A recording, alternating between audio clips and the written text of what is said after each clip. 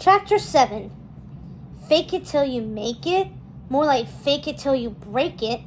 I don't know how much longer I can pull off this charade before I completely snap. In the boys' dorm room, Carlos sat on his bed with his laptop and dude. All right, Carlos let out a sigh.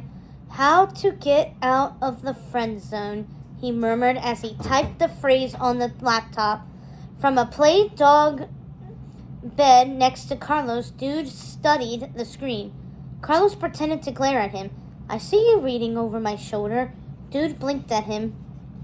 Mal burst into the room, shut the door, and locked it. She was panting. She paced back and forth, then saw the TV playing. There was a clip of Ben feeding strawberries to Mal. She rushed across the room and shut off the TV. Mal's whole body was quivering. Her eyes flashed a dazzling green, and a gust of magical power stirred her hair. Whoa, easy, girl, Carlos remarked. What, you think this is so easy? Mal walked around his bed and faced him. You don't have people taking pictures of you every single time you open your mouth to say boo. Not that I can even say boo, but you know. Mal took a few deep breaths, and Carlos looked down and continued quietly tapping on his laptop. Carlos, said Mal, throwing her hands up. He looked up. Yeah, he said absent-mindedly. Do you ever miss screaming at people and making them run away from you? Asked Mal, hoping that someone other than her was missing the aisle. You're thinking of my mother, and I was usually on the other side of it. So not really, no, said Carlos. Then he bolted up. Oh, hey, Mal, did you bring it?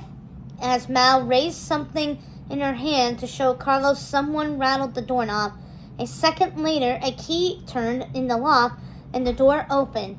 Chad crept in. When he saw Mal and Carlos, he froze.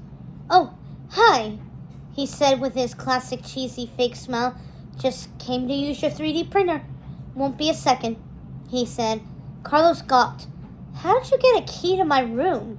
Oh, I printed it up last time I was in here, said Chad nonchalantly. You guys were sleeping. Chad strolled to the 3D printer and turned it on. Come on, your printer is so much better than mine, he said, and you installed all those hacks out. Now, Carlos pointed to the door, adding, leave the key. Fine. Chad dramatically left the room.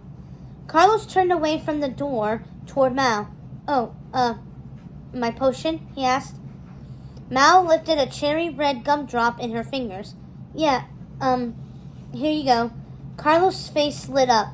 So it'll make me say what I really feel to Jane? He asked. I mean, it's a truth gummy, so take it or leave it, said Mal flatly. Awesome. Carlos reached out to grab it. Mal hid it behind her back. Hold on, no. What? Asked Carlos. Do you really want to take this? Like always telling the truth? I only ask because if I took this right now, I would get myself kicked back to the aisle. Not that that sounds ridiculously unappealing, but yeah. Yeah, I'll take my chances. Carlos reached out his hand. But before they knew it, Dude had leapt down and eaten the gumdrop from Mal's hand. Mal gasped. Bad dog!